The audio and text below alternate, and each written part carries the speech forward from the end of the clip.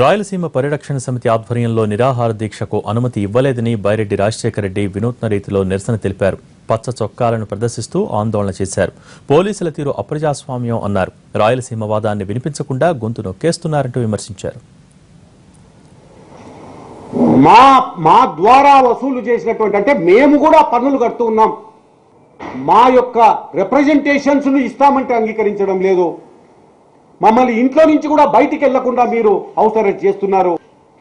ప్రజాస్వామ్యబద్ధంగా నిర్వహించేటటువంటి దీక్షలు, పాదయాత్రలు ఇవన్నీ కూడా కాలరాసి మీరు పైనుంచి ఒత్తిళ్లకు లోనై రిజెక్ట్ చేస్తున్నటువంటి, అదే రకంగా రాయలసీమ వాదాన్ని తొక్కి పెడుతూ ఉన్నటువంటి, రాయలసీమ వాదం ఎక్కడ కనపడితే అక్కడ దాన్ని నాశనం చేయాలని చూస్తున్నటువంటి మీరు ఈ పచ్చ చొక్కాలు వేసుకోండి. అప్పుడు కానీ